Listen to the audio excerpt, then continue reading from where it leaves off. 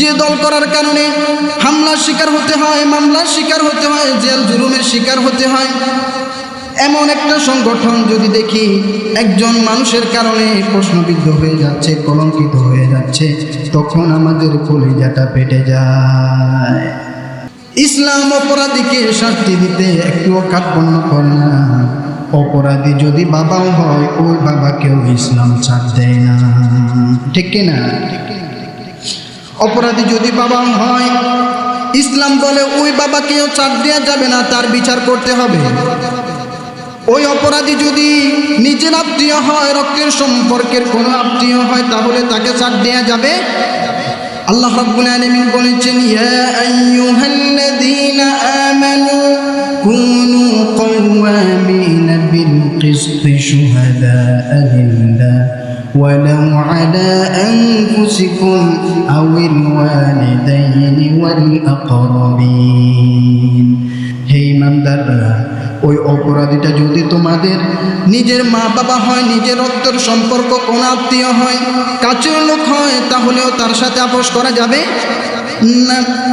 নিজের দলের লোক, সেই জন্য অপরাধীকে মুক্তি দিয়ে দিলাম।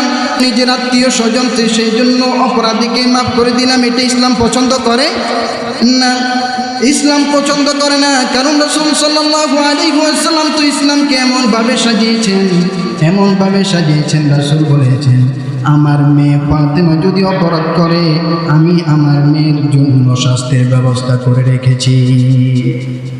আমার মেয়ে যদি ফাতেমা অপরাধ করে, আমি তারকেও শাস্তি দিব। ইসলামের যে শাস্তি আছে সেটাই দিব। ইসলামের দ্বিতীয় খলিফা হযরত ওমর রাদিয়াল্লাহু তাআলা আনহু, তার ছেলে ভুলে মদ খেয়ে ফেলেছিল, সেই জন্য জনসম্মুখে এনে 80 বেত দিয়েছে। ওই 80 বেতের কারণে ওমর রাদিয়াল্লাহু তাআলা আনহুর ছেলে মারা গিয়েছে। কবি বলেছে, মদ্যপানের অপরাধে প্রিয় পুত্রকে নিজ করে মেরেছ ধররা, মরেছ পুত্র তোমারই চোখের তরে। ওমর রাদিয়াল্লাহু তাআলা আনহু এক ভাইও কম দেন না, এক দররাও কম দেন না। কিতাবের ভিতরে পাওয়া যায়, ওই 80 বেতের কষ্ট সহ্য করতে না পেরে ওমর রাদিয়াল্লাহু তাআলা আনহুর ছেলে দুনিয়া থেকে বিদায় নিয়েছে। তাহলে বুঝা গেল ইসলাম কোন অপরাধীকে ছাড় দেয় না। কিছুদিন আগে আপনারা দেখতে পাচ্ছেন, পুরান এক জুড়ে তোলপাতাল হয়ে যাচ্ছে। একটি ইসলামিক মজলুম সংগঠনের একজন দায়িত্বশীল, সে একটি অপকর্ম করতে গিয়ে ধরা খেয়েছে, ঠিক কিনা? ওই ইসলামিক দল তাকে বহিষ্কার করেছে। আমরা ওই দলকে ধন্যবাদ জানাই। কারণ হচ্ছে এটাই তো, কোনো অপরাধীর সাথে আপোষ করা যাবে না। কিন্তু দুঃখ তো সেখানে লাগে, যে সংগঠনকে সামনের দিকে এগিয়ে নিয়ে যাওয়ার জন্য আমার ভাইয়েরা রাত দিন কষ্ট করে যাচ্ছে।